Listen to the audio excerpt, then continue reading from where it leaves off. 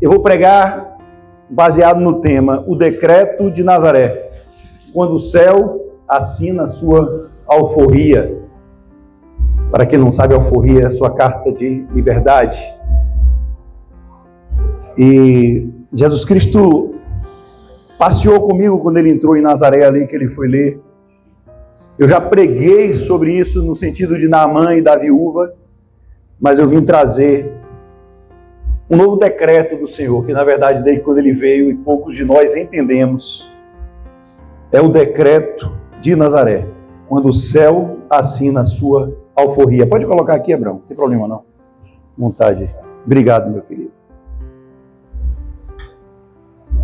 Eu creio que todos que estiveram na sexta-feira lá no discipulado, que a Rose foi professorinha, foi muito abençoado e confrontou muito a gente, né?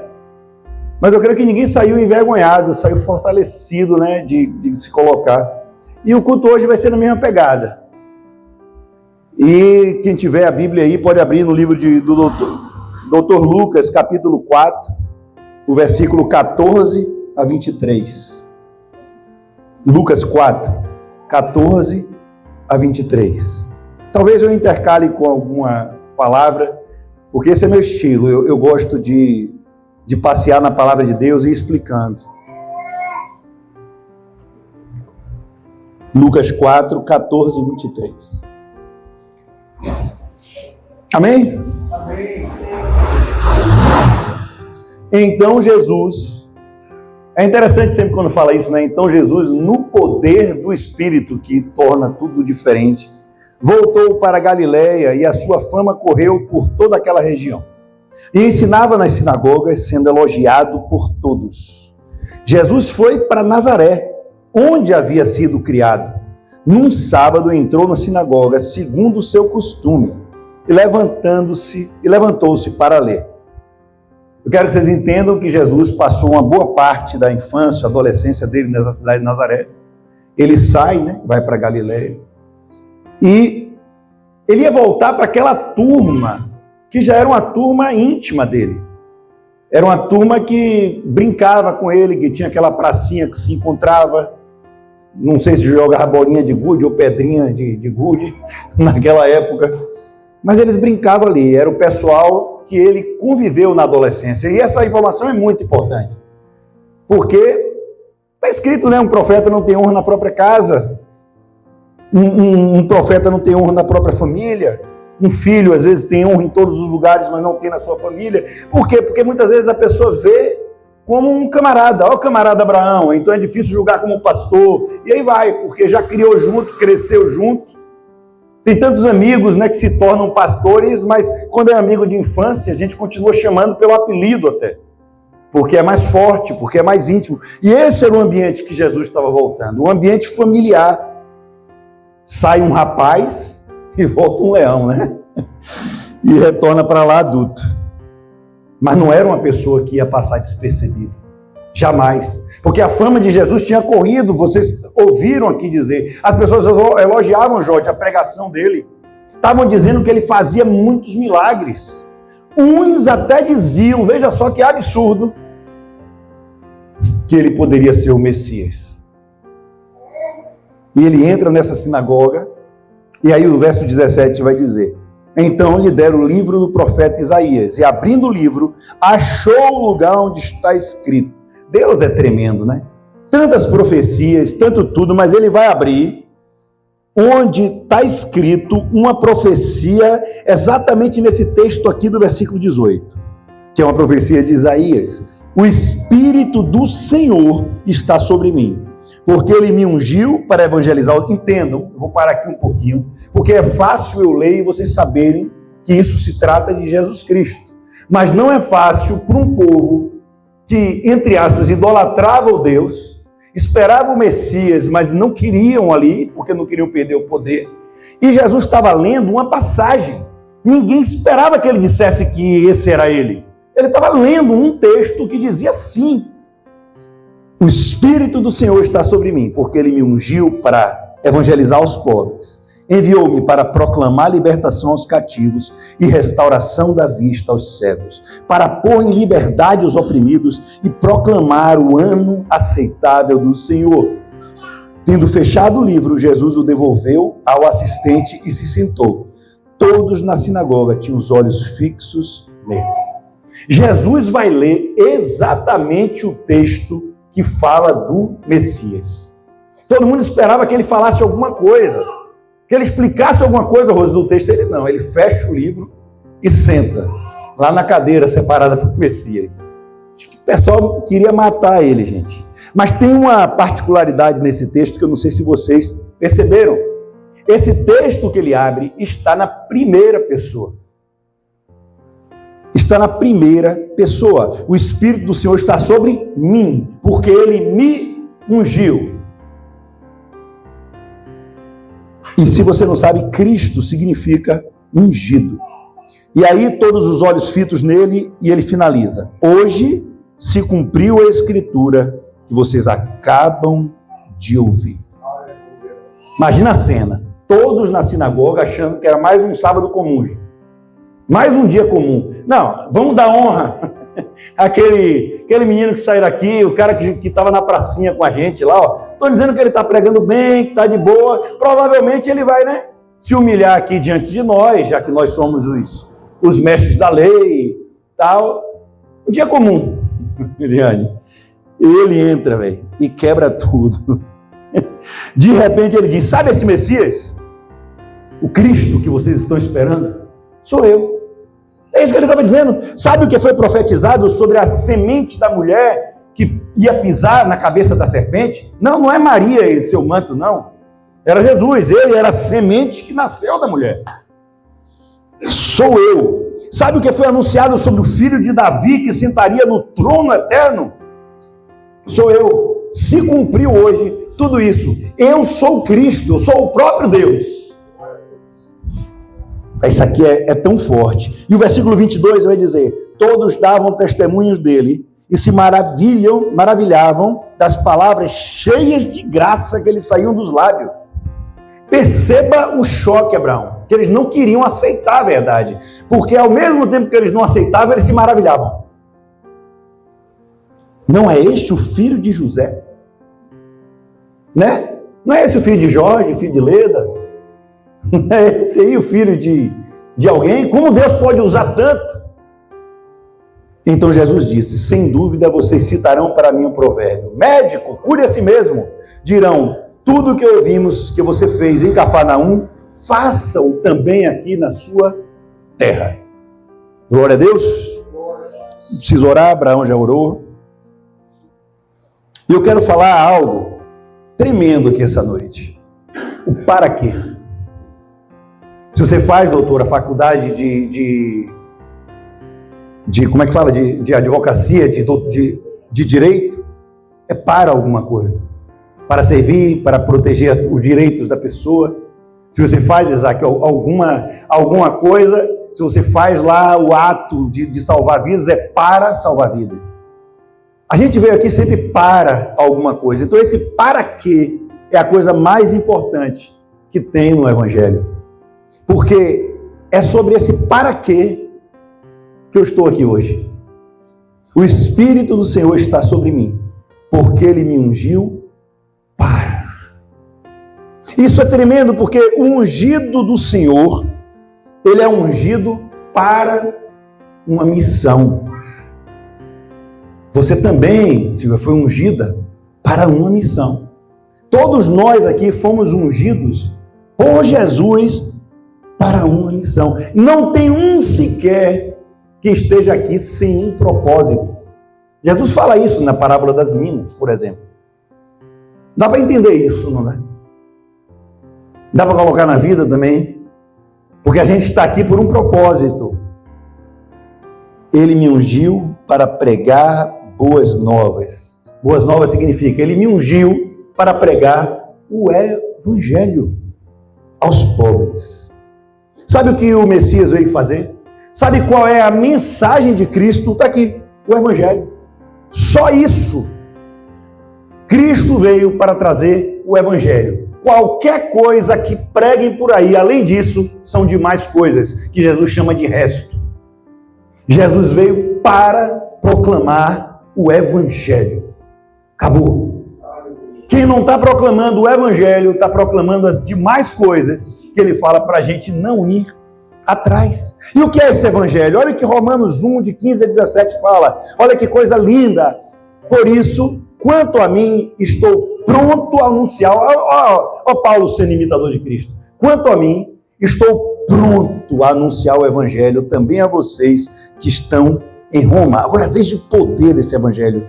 O versículo 16 vai dizer: pois não me envergonho do Evangelho, porque é o poder de Deus para a salvação de todo aquele que crê, primeiro do judeu e também do grego, porque a justiça de Deus se revela no Evangelho, de fé em fé, como está escrito, justo viverá pela fé.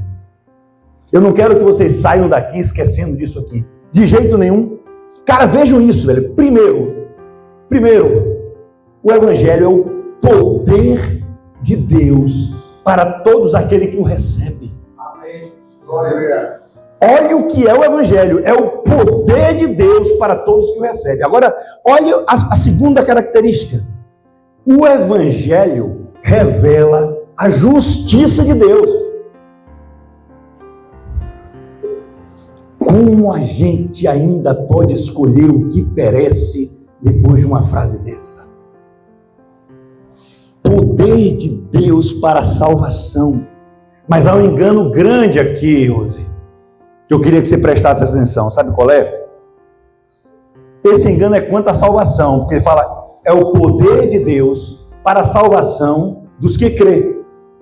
Agora, o engano é que a gente imagina a salvação como um ato único. A gente imagina que a salvação é no final da vida, depois da gente morrer. Olha, aqui é a salvação, aqui você não vai para o inferno. Mas não, gente. A salvação que Jesus está dizendo aqui é de uma forma completa. É uma salvação que envolve sua vida inteira. Aleluia. A maioria, a religião é que bota isso. O que é a salvação? É você não ir para o inferno. Não. A salvação é uma vida completa, desde já, com Jesus Cristo, com toda a abundância de vida que Ele já nos prometeu. E isso é poderoso. Ele diz, eu vim para que tenham vida, e vida em abundância. Amém. Glória. Isso é demais, cara. Tanto isso é verdade, que a salvação é completa, que olha como vai ser rápido. Primeiro ponto dessa carta de alforria de Jesus. Ele me ungiu para pregar o Evangelho aos pobres, para levar a boa notícia para os menos favorecidos, para os injustiçados, gente. É uma boa nova para os pobres. Ou seja, o Evangelho afeta a economia de uma cidade, de uma pessoa, de uma nação, do mundo. O Evangelho tem poder para afetar tudo isso, gente. De uma família, de uma pessoa apenas. Mas quem entende o Evangelho sabe que Deus está ali junto, porque Ele não mente. Ele disse, Ele me ungiu para pregar a boa nova aos pobres. Agora, não para aí. Ele vai além. Ele me enviou para proclamar liberdade aos presos.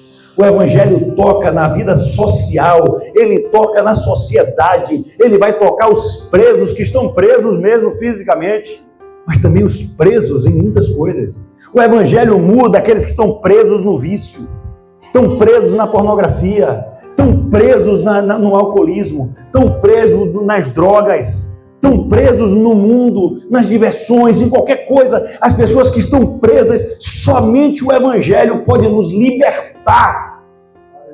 Tem gente que nunca foi tão livre antes de ir para a cadeia ser preso. Mas quando entrou na cadeia e descobriu Jesus, ele nunca foi tão livre em toda a vida. Isso aqui é lindo, gente. Mas ele não para aí, ele vai além, ele é completo. E recuperação da vista aos cegos. O Evangelho toca o físico, Gil. O Evangelho toca e te cura. Ele traz o cego a enxergar de novo. Ele traz o leproso a ser curado. Ele traz uma pessoa com câncer a ser liberta. Ele traz uma dor de coluna a ser liberta, mas também ele vai muito além. Ele faz enxergar aquele que não enxerga. O cego, que pode representar qualquer doença, mas o cego, que pode representar aquele que está andando em caminhos longe do Evangelho, só na sua vontade. E só o Evangelho pode nos fazer enxergar as preciosidades do reino de Deus. E ele ainda vai além, mas não para aí. Para libertar os oprimidos. O Evangelho dá conta das nossas emoções. Isso aqui é potente, gente, e forte. Ele toca os cansados, ele fala: venham a mim todos que estão cansados e oprimidos, e eu te aliviarei. Ele dá descanso para a sua alma. Isso é uma coisa linda, gente. Ele toca os pobres, os presos, os cegos, os oprimidos. Ele toca os cansados. E eu sei que essa boa notícia pode tocar a sua escuridão também aí onde quer que esteja. Ou que a gente nem saiba que tem. Mas Jesus Cristo, nesse momento, ele está declarando a mesma coisa. Ele está com essa mesma carta de alforria, dizendo assim: eu posso te tirar dessa escuridão. Só deixar o meu Evangelho entrar. Cara, Jesus é top demais. Sabe por que o Evangelho toca tudo isso? Porque o pecado também tocou tudo isso. E aí ele diz: onde abundou o pecado, superabundou o Evangelho de Cristo Jesus. Meu Deus, cara. E finalmente, Bena, o 5. O ano aceitável do Senhor. Falta esse item ainda. Esse texto de Isaías nos ensina, nos exemplifica sobre o que é o Evangelho, gente, com um termo só: e proclamar o ano da graça, em algumas versões, ou o ano aceitável do Senhor. Jesus veio para inaugurar o ano da graça do Senhor. Nós hoje estamos vivendo o ano aceitável do Senhor. Naquela audiência na sinagoga no sábado, Silvia, todos sabiam exatamente do que Jesus estava falando. Quando ele chega e diz: se cumpriu a Escritura, o que ele está dizendo agora é o ano aceitável do Senhor para sempre. Porque se você for olhar lá em Levítico, capítulo 25, ele vai explicar sobre o ano jubileu, que é esse ano aceitável do Senhor. A cada 6 anos, o 7º ano é de descanso para que a terra possa descansar. Quando tem 7 etapas dessas, 7 vezes 7, 49. O ano 50º é o ano aceitável do Senhor. Ele está dizendo: agora é jubileu eterno. Agora olha o que faz essa lei: perdoar todas as dívidas. Não era 50 anos de sua dívida era perdoada. Se você fizesse a dívida no ano 49, no ano 50, ela estava tudo perdoada. Olha o que diz mais: libertar todos os escravos. Não era só libertar, era dizer: você vai, mas vai ter condição de vida, eu vou te dar aqui uma posse, eu vou te dar um dinheiro, você pode ir, está tudo liberto. Aí tinha aqueles escravos, né? Aí é uma outra história, que voltava dizendo: não, meu dono me trata tão bem que eu quero ficar com ele. Aí eles furavam a orelha do escravo, e aí todos sabiam que aquele escravo estava com aquele dono, porque aquele dono era muito bondoso para com aquele escravo, e por livre vontade ele quis ficar com aquele dono. Quem é o escravo da orelha furada de Jesus aqui? Aleluia. Ele nos libertou, mas a gente está dizendo: eu quero continuar seu escravo. E devolver as terras às famílias donas originais. Olha que coisa linda. Cara, isso aqui é maravilhoso, sabe por quê? O jubileu era tremendo, gente, porque ninguém era miserável a vida toda. Ninguém era julgado a vida toda por erros que fez. E se você desorganizou, se você se ferrou, se você se encheu de dívidas em algum momento da sua vida, tudo era zerado. Por isso que o judeu prospera tanto. Agora vejam, o jubileu era esse ano aceitável do Senhor. Aí Jesus chega ali, o que ele estava dizendo quando ele falou, eu sou o Messias, ele está dizendo, eu cheguei, e agora é jubileu eterno, gostem vocês ou não. A partir de agora, meus discípulos, aqueles que me servem, aqueles que amam o meu reino, viverão um jubileu eterno. Por isso que Jesus vai dizer, não se preocupe com as coisas de amanhã. Não, cuide do meu reino e eu te darei tudo. Eu susterei vocês, eu te sustentarei, porque agora vai superabundar a minha graça. Vocês conseguem compreender, gente, o Evangelho de Jesus, à luz do ano aceitável do Senhor? Isso aqui vai mudar a nossa vida, que eu vou explicar. Mestre, quantas vezes eu tenho que perdoar meu irmão? 70 vezes 7? Ai, gente. Jesus responde 70 vezes 7, o que ele quer dizer é inúmeras vezes. E quando o sol nascer de novo, perdoe mais 70 vezes 7. E quando nascer de novo, perdoe mais 70 vezes 7. Isso é ser discípulo de Jesus. O que é que a gente faz no jubileu, gente? Perdoa. Então, se você compreendeu o que Jesus deu na carta de alforria, você perdoa. O Evangelho é o anúncio desse jubileu eterno. Agora eu quero que vocês pensem comigo, por que a gente não está vivendo isso? Não, pastor. Isso aí é um conto do Chico Bento, da Magali, do Cascão, do Cebolinha, para bolar um plano infalível contra a Mônica. Mas não é uma coisa, porque isso aí é uma fantasia. Isso aí não é uma realidade, isso aí é uma utopia, não dá para viver isso. E eu vou dizer por que a gente não vive isso. Por quê, gente? É a motivação com que iremos cumprir tudo isso aqui. Sabe por quê? Qual é a mentalidade desse mundo? É uma mentalidade de barganha, uma mentalidade de negócios, uma mentalidade de exploração. Tem um chip dentro de nós, gente, perguntando o tempo inteiro, e aí, o que é que eu vou ganhar com isso? É jubileu eterno, eu vou ofertar aqui, porque eu quero que o templo cresça. Mas o que é que eu vou ganhar com isso? Eu subo naquele monte ali 3 vezes na semana, por quê? O que é que eu vou ganhar com isso? Essa não é a mentalidade do jubileu, gente. Imagine Moisés descendo do monte com essa lei. Gente, olha que legal. Agora vai se perdoar, devolver a terra. Se Moisés viesse nesse século aqui, nesse momento, a gente já rebateria Moisés, Abraão, dizendo assim, o que é que eu vou ganhar com isso, Moisés? Por que eu vou perdoar? Por que eu vou devolver a terra? Por que eu vou fazer isso? Não está certo. Alguém me deve 5.000 reais, eu vou perdoar.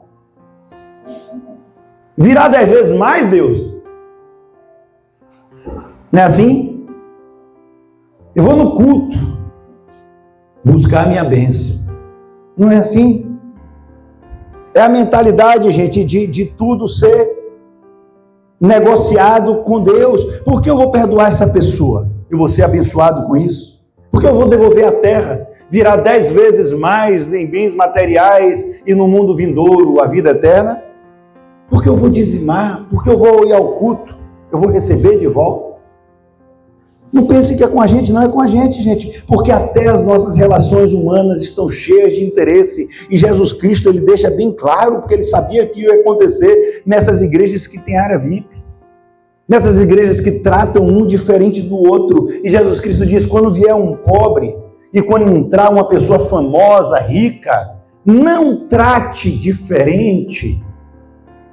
Mas, gente, isso nem deveria ser um esforço do coração para fazer que nem Jesus. Isso devia ser automático, de tal forma que sua mão direita passa no volante, a mão direita passa a marcha, e a mão esquerda não sabe o que a mão direita está fazendo, porque já é de uma natureza nova, de um jubileu, e pode entrar um maltrapilho bêbado, e pode entrar alguém que vai dizimar 100.000 reais por mês. Não importa, se o cara entrou aqui na frente, vem meu amado, tem uma cadeira aqui na frente para você. Ei, você milionário, só sobrou aquela no fundo para você. Ou pode ser vice-versa. Mas será que a gente vive isso ou a gente vive por interesses? É por isso que eu recebo pancada, porque eu não negocio valores. Para mim, não tem diferença, e não porque eu sou melhor. e sim porque eu quis que esse evangelho das bem-aventuranças tomasse conta de minha vida. Aleluia, aleluia. Sabe, gente, isso é perdoe a frase, é uma obediência satânica. Esse tipo de mentalidade transforma até a obediência em Deus em uma obediência satânica. É o que a gente mais vê, uma obediência satânica. A gente usa a nossa obediência com Deus para fazer de Deus o nosso devedor. É isso aí. Mas é isso que a gente vive aqui. É colocar Deus na parede e dizer assim: eu fiz, cadê minha bênção? Eu vivo tudo certinho. Cadê que as coisas estão indo tudo para trás? E se você ler direito a parábola que chamam de a parábola do filho pródigo, eu nem gosto desse nome, mas botaram esse nome, os 2 filhos fizeram isso. Um gastando tudo, porque queria a herança do pai de qualquer maneira, estava negociando com o pai, e o outro, pior ainda talvez, que era o religioso, que dizia que estava fazendo tudo certinho, mas botou o dedo na cara do pai e disse: e você nunca me deu uma ovelha? Eu fiz tudo certinho, então cadê o meu cabrito? Cadê minha bênção? Cadê meu homem? Cadê minha mulher? Cadê meu marido? Cadê essa? Que evangelho é esse, Senhor? Não. Jesus falou: é jubileu eterno. Por que a gente vai de igreja em igreja? Por que a gente busca sempre alguém que fale o que a gente quer ouvir? Simples, gente, porque a gente quer ouvir algo para ser abençoado. Será que a gente não faz isso? É para a gente que Jesus está falando. Eu vou falar algo precioso em relação a isso. Para quem busca o tempo todo influencers que falem o que a gente quer ouvir. O fato de você ouvir um pastor dizer algo de que você vive buscando e quer acreditar, não torna essa coisa verdade. Vocês entenderam? O fato da gente buscar ouvir algo que a gente quer acreditar, não torna esse algo verdade. Para algo ser verdade, ele tem que passar pelo crivo do Evangelho de Cristo, não no crivo dos homens que têm desejos no coração totalmente corrompidos. É fato, gente. Como assim eu estou errado, Deus? Como assim eu estou falido? Como assim eu estou doente? Eu te sirvo todos esses anos, eu dizimo, eu faço tudo certinho, eu ajudo o pastor, eu faço isso. Como assim essas coisas estão acontecendo comigo? Por que o Senhor não está abençoando a minha casa? É uma mentalidade de insatisfação. Aí eu terminei essa parte aqui, mas era necessário. Quando Satanás vai falar com a mulher, lá no jardim, lembra? Ele vai falar com a mulher, o que ele disse para ela? Foi isso mesmo que Deus disse: não comam de nenhum fruto das árvores do jardim. Aí ela disse: não, que é isso? Ele falou para não comer só uma, né? Porque o que Satanás estava plantando dentro de Eva é o que ele planta dentro de nós o tempo todo. Uma palavrinha chamada insatisfação. Dúvida. Insatisfação. Eu estou insatisfeito. A gente está sempre insatisfeito. Eva diz: não, você está errado, Satanás. Pode comer sim. Só não pode comer de uma. Aí ele fala assim: mas tem uma que não pode, né? Eu tenho tudo aqui, mas tem uma que não pode, né? Poxa, você tem casa, né? Tem amigos, tem família. Ah, mas piscina você não tem, né?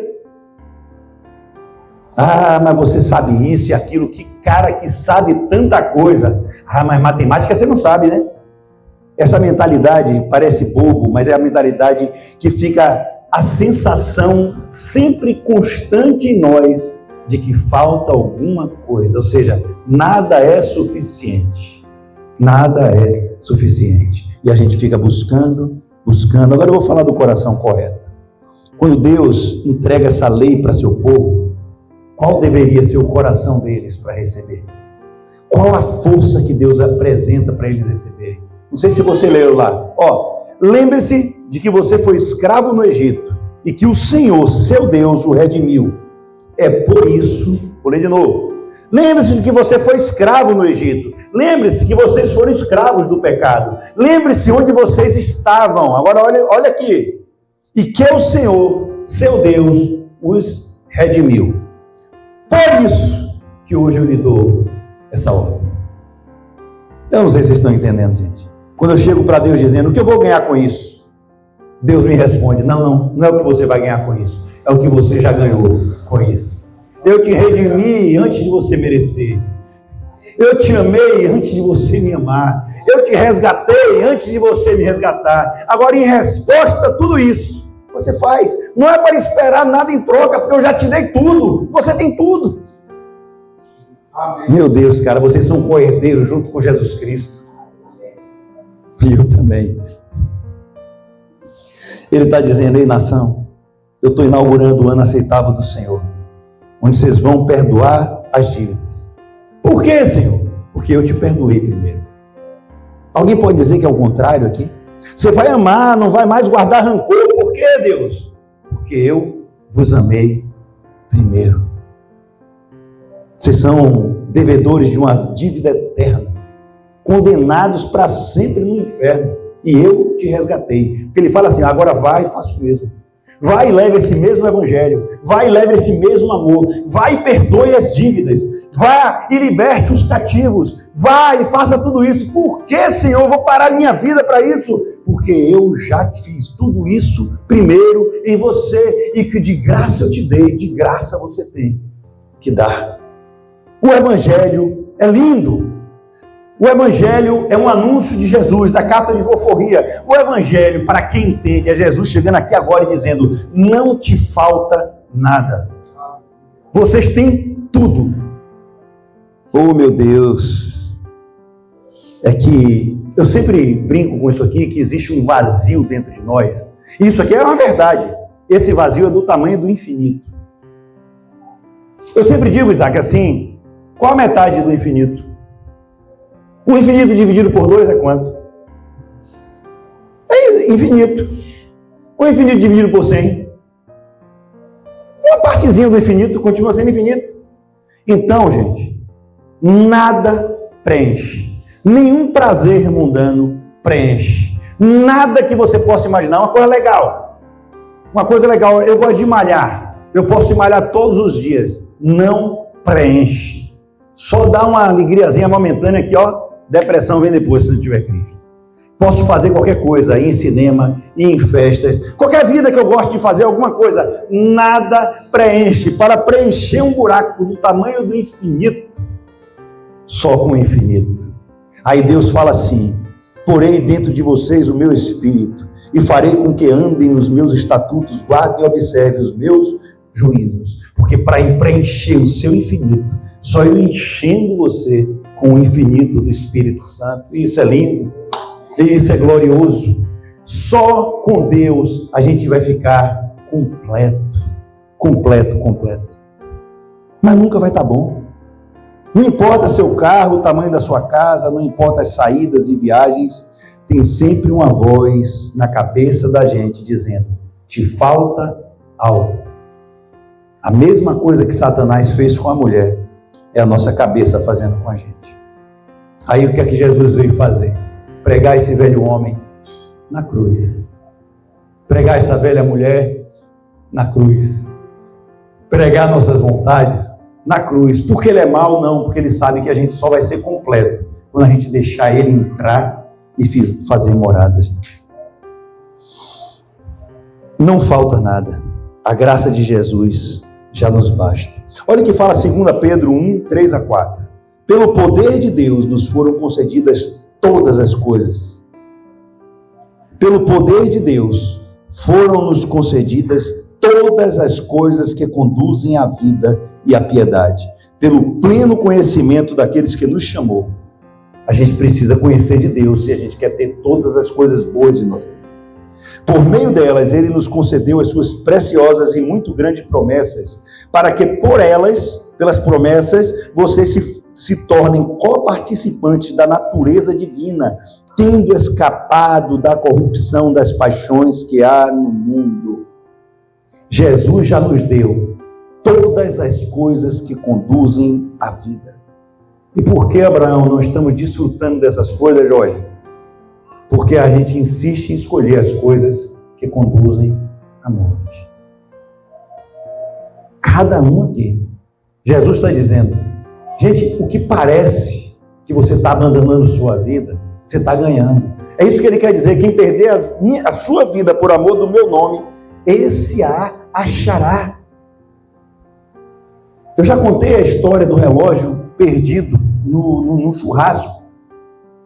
E aí o meu relógio estava perdido no churrasco, eu não achava meu relógio de jeito nenhum. Mas aí, gente, eu procurei em todas as partes e não achei. Abraão chegou para mim e disse assim: ei, eu não sei onde está seu relógio, mas eu sei que sua mulher pegou. Eu vou parar imediatamente de procurar meu relógio. Eu vou procurar quem agora? Por quê? Porque ela pegou. Parem de procurar a vida em tudo quanto é canto. Busquem aquele que tem a sua vida em sua mão, porque ele já achou. É por isso que está escrito, gente: quem perder a sua vida por amor de mim, esse a achará. Mas quem tentar achar a sua vida, não vai achar, porque sua vida já está na mão dele. Ele já encontrou. Você precisa encontrar Jesus Cristo. Ele apresenta a sua vida. Vocês entendem que coisa gloriosa, velho? É glorioso. Jesus Cristo é bom demais, gente. Gente, não é a próxima campanha, nem a próxima profecia, nem a próxima igreja que vai te trazer alguma coisa. Eu vou te falar: você já entrou aqui tendo tudo. Você já tem tudo. A não ser que a gente não tenha se tornado ainda coparticipante da natureza divina. Aí eu quero fazer uma pergunta sobre amadurecimento. O que é a gente amadurecer? Eu não tenho isso, eu não tenho aquilo. Aí sabe o que você pensa? Porque meu pai, na infinita sabedoria, está dizendo que eu não preciso disso. Ah, porque eu não tenho isso, Senhor? Porque ele está dizendo: não, isso aí vai te destruir. Isso aí não é para você. Ou ainda, de uma maneira boa: eu vou te dar isso, mas ainda não é tempo. Isso é sabedoria. Por que meu pneu do carro furou? Olha, de repente foi algum livramento. De repente foi nada, ele só furou mesmo e Deus está te protegendo naquele lugar. Mas, cara, foi permissão de Deus. A gente não precisa se preocupar com nada. A gente já tem tudo. E se a gente morrer, Paulo ainda diz: porque morrer é lucro. É lucro porque ele vai ter uma vida muito melhor. Mas viver é Cristo. Então, se é para continuar vivendo, continuemos vivendo no ano aceitável do Senhor, porque Ele nos prometeu todas as coisas para aqueles que estiverem no reino de Deus. Eu cuido de tudo. Chá comigo e eu não minto.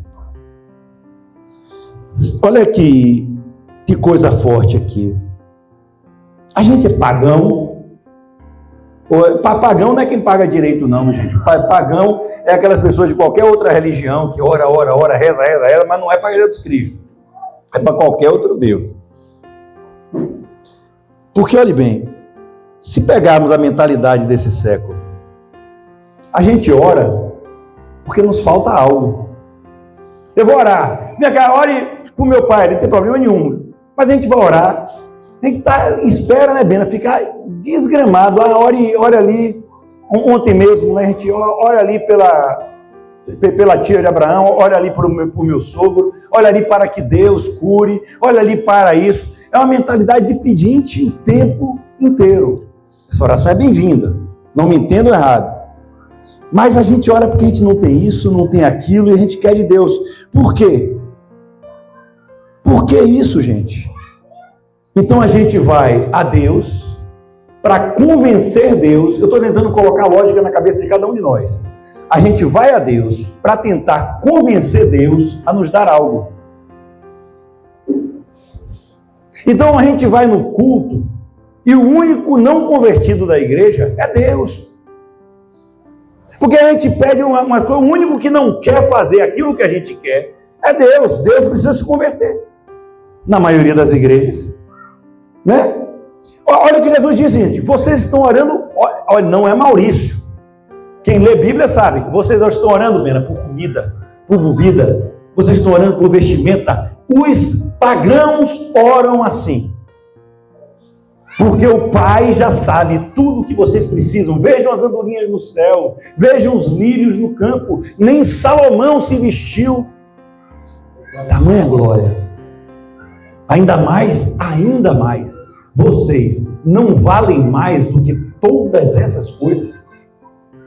Se a gente soubesse o nosso valor, Senhor, a gente se entregava de vez ao único que pode nos dar essa alegria, ao único. Nós somos filhos ou pagãos, gente. Eu vou dizer que muitos cultos da igreja é ajuntamento de pagão. Entra aí, velho. Muitos cultos de igreja é ajuntamento de pagãos. Aquele Deus que servem não é o Deus Yahvé que a gente prega. Não é. Não é. E Jesus diz para os filhos: não te falta nada. O Pai sabe o que vocês precisam. E o Pai dá tudo o que vocês precisam no tempo certo. Então, por que a gente ora no Evangelho? Para conhecer mais aquele que nos deu tudo. Para conhecer a vontade de Deus e Ele nos alinhar para colocar no caminho certo. Eu e meu irmão, a gente ora de noite, mas às vezes a gente briga para dizer: hoje é meu dia, hoje é o seu. Era o inverso, né? Hoje é seu dia, hoje é o seu. Não que a gente não queira orar, uma brincadeira de casal. Mas assim, às vezes a gente quer ouvir do outro, né? Pode sair alguma mensagem de Deus, alguma coisa. E a gente só faz isso mesmo. Agradecer. Obrigado, paizinho. Nem sei mais o que pedir, não sei mais nada, mas coloca a gente no caminho que o Senhor quer. Porque se a gente estiver no caminho de Deus, se a gente estiver com um coração alinhado com o de Deus, o que é que Ele diz? Tudo o que pedires, eu farei. É algo tão poderoso o Evangelho, gente. Então por que a gente vem para a igreja na mentalidade de hoje? Para ver se Deus se move ao nosso favor. Eu estou precisando de uma palavra hoje, eu vou para a igreja. Eu estou muito triste, então eu vou para a igreja. Eu não estou falando coisas que são pecaminosas, venha para a igreja, independente do motivo que Deus pode te fortalecer nesse local. Mas se você estiver em Cristo, você vai para a igreja para você ter comunhão com os irmãos e principalmente para você ter comunhão com aquele que te amou primeiro e que te libertou do lodo do pecado, gente. É um espaço aqui que Deus se faz presente poderosamente. Deus é tão lindo e Deus é tão real. Ele é tão real, gente. E Ele vai voltar. Glória a Deus. E quando eu tenho a mentalidade do eu já tenho tudo, é isso. A gente entende que o que a gente quer é uma intimidade com Ele. O que a gente quer é o que Jó, cara, olha que cara, velho. Ele pagava pelo sacrifício. Ele era um cara inquieto. Deus sabia onde ele ia chegar, mas ele era totalmente inquieto, ficar pagando pelos pecados dos filhos, o filho nem pecou ainda, ele está lá, está fazendo aquilo, aqueles atos religiosos todos, mas Deus conhecia o coração dele, Deus provoca ele, para ele precisar passar por aquilo tudo, e ele vê que doença, que dinheiro, que essas coisas não valem mais nada. Ele fala: agora eu sou o cara mais rico do mundo, porque eu te conheço na intimidade. É coisa linda demais, gente. Mas ele precisou liberar uma carta de alforria para os amigos dele para ganhar tudo de volta. Está tudo perdoado. Não eram inimigos, eram amigos. Eram amigos religiosos. Eram amigos que não compreendiam o evangelho que Jó compreendeu lá atrás. Sabe, o que acontece quando você está numa festa? Rapaz, pensa aí, Rose. Você foi para uma festa. Rose fez o buffet da festa toda, cheio de docinho, cheio de brigadeiro, cheio de pastel, que é o que eu mais gosto, quibe, essas coisas todas. Tinha até o pastel de níveis, que ela compra num lugar lá que é misericórdia, aquele pastel delicioso. Aqueles pãozinhos de bena, tudo lá na festa. Mas aí, gente, eu não tive tempo. Eu não comi o dia todo, vim da igreja, fui direto para a festa. Quando o pessoal disser: gente, já pode comer, qual é a primeira coisa que o Maurício vai fazer? Vai voar para a comida. Vai voar. E se tiver contado lá os pastéis, ele vai voar primeiro no pastel para comer. Por quê? Porque eu vou para lá com fome. Você sabe que eu sempre quero chegar num lugar, né? Agora, o que acontece? Se você chegar numa mesa dessa e você já estiver satisfeito, você começa a servir. Aí Paulo diz assim, parem de vir para a igreja com fome. Por que parem de vir para a igreja com fome? Vocês pensam que Paulo está falando de comida? Olha, come em casa, para depois, que ele fala na ceia isso também. Para não fazer, você acha que ele está falando só de comida aqui? Porque tem gente morrendo ao seu lado, e você precisa servir. Não vai para a igreja só para receber, sabe por quê? Porque tem gente doente ao teu lado, precisando de você. Vocês que são mais fortes, ele fala, se alimente, tem gente indo para o inferno ao seu lado, e você está ali só querendo receber. E você nunca reparou que essas pessoas estão doentes? Estão a ponto de ir para o inferno? Estão sem salvação? Por quê? Porque a gente só vem para comer. A gente só vem cheio de fome. Eu quero comer, eu quero comer, eu quero comer. Aí Paulo fala assim, ó, eu já ouvi muitos crentes dizendo assim, hoje a comida foi feijoada, comi uma comida grossa na igreja hoje, aí bate o pezinho assim, quase vai voar. Não entende nada o que é isso. Por quê? Porque pulou, porque aquele louvor falou. Não, não tem nada a ver disso. Comida sólida se faz o quê? Você engole sem mastigar? Então comida sólida não é o pastor que dá, não. É você que mastiga quando você medita em casa.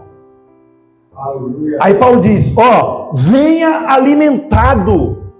Porque aí você ajuda o pastor, você ajuda o doente, você ajuda o outro, ajuda o necessitado, e você começa a servir. Aí Jesus disse, orem não para que traga mais ovelha. Orem não para que traga membros para a igreja. Orem não para que traga o dízimo para a igreja. Orem para que tragam mais trabalhadores, porque a colheita é imensa e os trabalhadores são pequenos, e colheita é para quem serve, colheita é para quem trabalha, não para quem é pedinte. Você vê o poder do ano aceitável do Senhor. Paulo diz, você não tem casa para comer, come em casa e venha cheio, gente. A não ser que a gente ache que a gente não tem maturidade para alimentar os outros. Aí seja alimentado, mas depois medite para você depois poder alimentar. Olha o que fala Efésios 5, 18 a 19, já estou terminando. E não vos embriagueis com vinho, no qual há dissolução, mas enchei-vos do Espírito. O que é que a gente pensa quando lê esse texto? O que é que prega? Pare de beber e se encha do Espírito. Sabe por que a gente pensa isso? Porque a gente pensa que nos falta o Espírito. É por isso que a gente pensa isso. Tem como ter 20% do Espírito Santo? Gente, eu vou trazer um pregador na próxima semana aí, que ele tem, Liane, ele tem 80% do Espírito. Rapaz, o cara vai abalar a terra, viu? Não, gente. Se prepare para o poder desse cara. A mentalidade de escassez é que faz a gente entender errado os textos. A mentalidade de pedinte é que faz a gente entender errado os textos. Esse texto não está falando de bebida, ele não está dando ênfase no vinho. Ele está dando ênfase no Espírito. Olha aqui, gente, olha a continuação. A continuação dele vai dizer assim, ó, falando entre vós com salmos, entoando e louvando o coração do Senhor, com hinos e cânticos espirituais. O foco não é bebedeira. Paulo está focando no que é bom, ou seja, ele não está dizendo se encha do Espírito. Pode ler aí. Enchei-vos do Espírito. Tem algo bom para falar? Fale e você vai encher Silvia. Silvia tem algo bom para falar? Fale e vai encher Abraão. Vocês com os cânticos, com os hinos, com o que aprenderam, com tudo que há de bom, vocês falem um para o outro, para encher o outro do Espírito. Enchei-vos entre vocês do Espírito Santo. Aí o cara falou, tá vendo aí? Não pode beber, tem que se encher do Espírito Santo. Não, aí não precisa se encher, a gente já é cheio do Espírito Santo, a gente já tem o Espírito Santo, a gente busca ele, mas a gente vai ser aprimorado quando a gente ouve a palavra, quando a gente ouve os hinos, quando a gente participa, quando a gente serve, a gente está enchendo um ao outro com essa atmosfera linda do Espírito Santo. A gente tem que parar, gente, de querer, pedir, e começar a amar, começar a servir. Por isso que Jesus Cristo disse, vocês não compreendem os 10 mandamentos, é muito complicado, ninguém aqui consegue. Vou resumir para vocês em 2. Amor. Amai a Deus acima de todas as coisas e reflita isso no próximo. Sirva. Acabou, está salvo. Que coisa linda, velho. Que coisa linda é Jesus Cristo. falando entre vós com salmos. Quando vocês se reunirem, abram a sua boca e comecem a compartilhar o que vocês têm em plenitude para encher o seu irmão. O que é que a gente tem em plenitude? Por que a gente bate sempre no ponto? Gente, não medita tanto nas coisas ruins, não medita tanto no que a gente não foi, que o Evangelho não chamou a gente para fazer. Medita nas coisas de Deus, medita nas coisas do alto. Jesus não perdeu o controle, Deus não perdeu o controle. Então entoe entre vocês coisas boas, aquele Efésios que fala tudo que for bom, tudo que for agradável, tudo que for de boa fama, nisso penseis, nisso faleis e encham do Espírito e vocês descansam. Deixa que Jesus detone o que é ruim nessa terra, gente. Ele vai detonar com um sopro. Agora, por que viemos para cá sabendo que não nos falta nada? Isso não é uma pergunta, é uma afirmação. Você sabe por quê? A gente só vai fazer isso quando a gente entrar aqui com a certeza de que a gente tem tudo. Não nos falta nada. Eu estava conversando com o Isaac outro dia. Sabe, o Salmo 23 começa com: o Senhor é meu pastor e nada me faltará, ou ele não me faltará. Tem uma linha judaica, que é bem possível que seja assim também, mas eu acho que ninguém da gente quer esse, né? Porque o hebraico, ele é bem sonoro. Então, a possível tradução, muito possível, é: o Senhor é meu pastor e eu não faltarei. E agora? Ele é o pastor, ele nos ama, mas quando ele precisar da gente, o Senhor é meu pastor e eu não faltarei. Agora a gente ora jubilando? Porque é muito fácil. O Senhor é meu pastor e ele me é suficiente, ele não me falta, ele está comigo. Mas o contrário é: e eu estou com ele? Ele quer que a gente sirva. E aí? Será que a gente pode dizer: o Senhor é meu pastor e eu não faltarei? É duro, gente, mas é lindo, é lindo. É lindo. Ele diz: não se preocupe, gente, com o que vai comer, com o que vai beber, com o que vai vestir, mas busquem primeiramente o reino de Deus e todas essas coisas aí eu lhe acrescentarei. Não adianta a gente buscar as coisas, porque a gente não vai ter o reino de Deus, mas se a gente buscar o reino de Deus, ele dá todo o resto.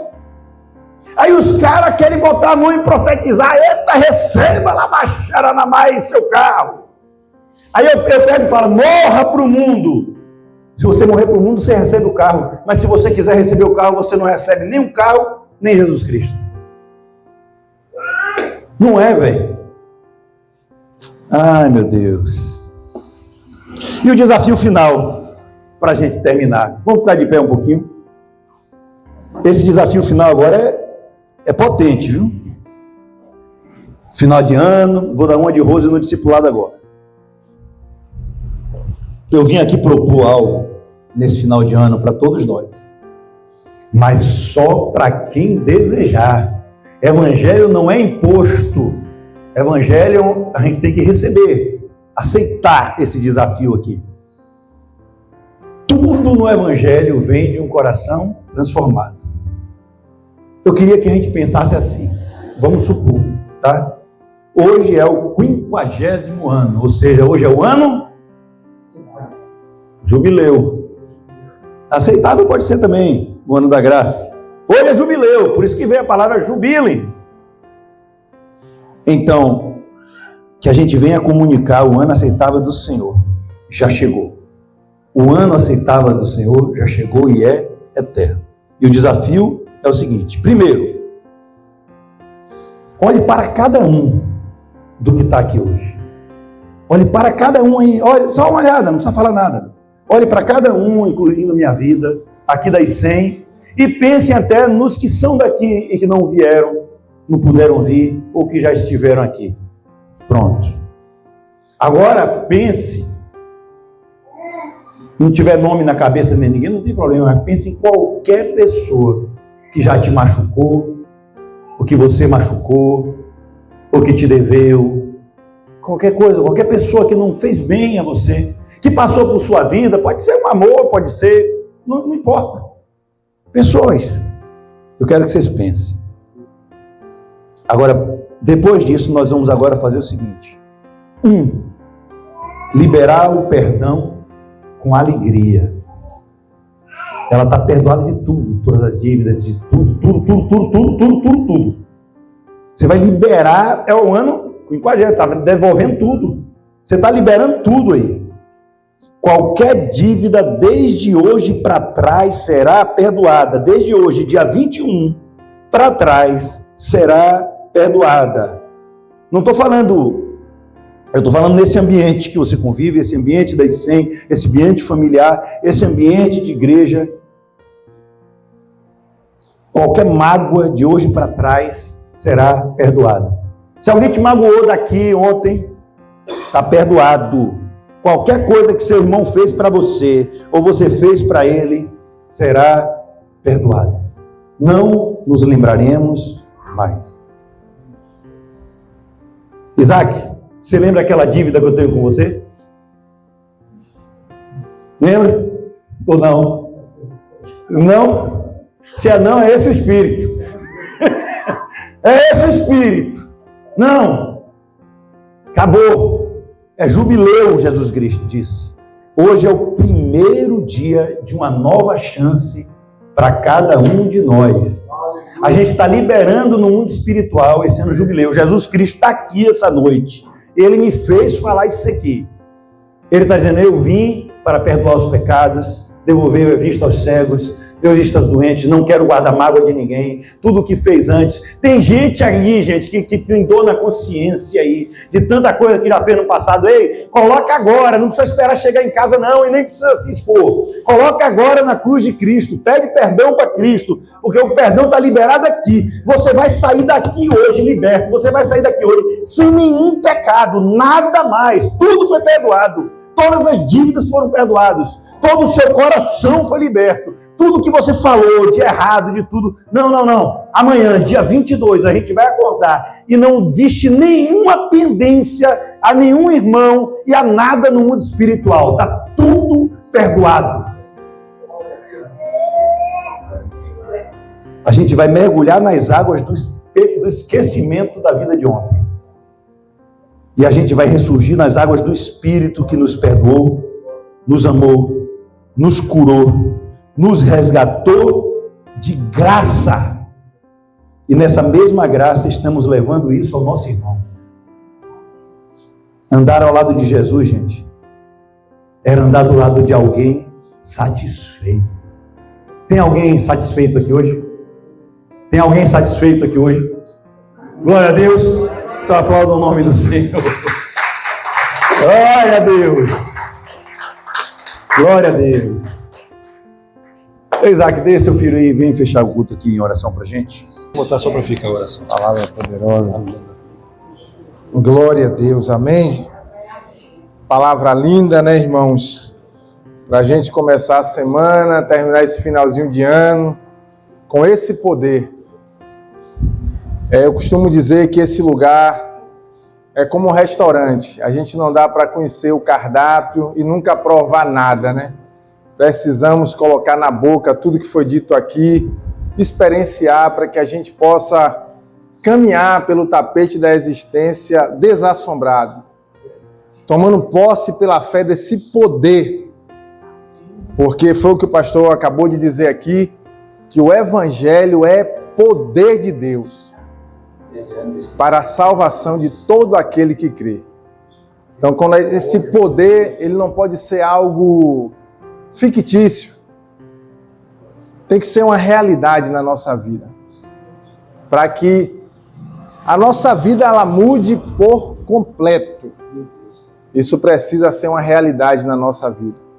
E que a gente comece a semana fazendo como o pastor disse aqui, colocando na boca, experimentando tudo que foi dito aqui, para que esse poder seja algo que a gente experimenta no nosso cotidiano. Amém? Amém. Vamos orar em nome de Jesus. Senhor, obrigado, Pai, pela vida do teu servo, Senhor.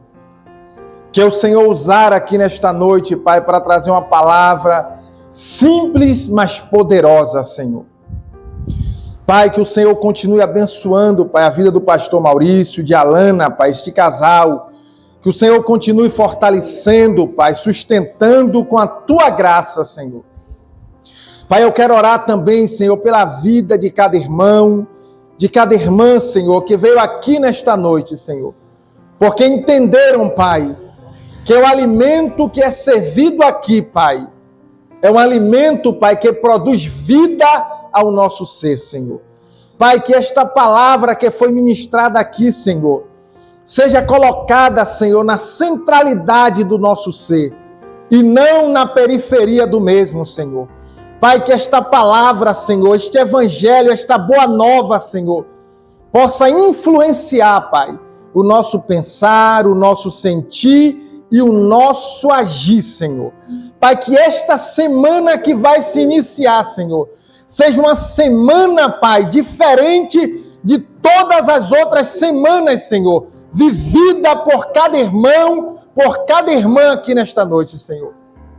Seja uma semana, Pai, onde iremos, Senhor, experimentar o Teu poder, Senhor, o Teu poder em nós, Senhor, qualificando o nosso ser, Senhor, fazendo, Pai, experimentarmos, Senhor, a boa, a perfeita e agradável vontade do Senhor. Pai, que nada, Senhor, na existência, depois dessa noite, tenha o poder, a capacidade de nos assombrar, Senhor. Porque em Ti, meu Deus, nós somos mais que vencedores. E eu profetizo na vida desta igreja, Senhor, na vida deste povo aqui, que não vamos mais, a partir de hoje, aceitar outro pensamento que não seja o pensamento de vitória. Em nome de Jesus. Amém. Glória a Deus.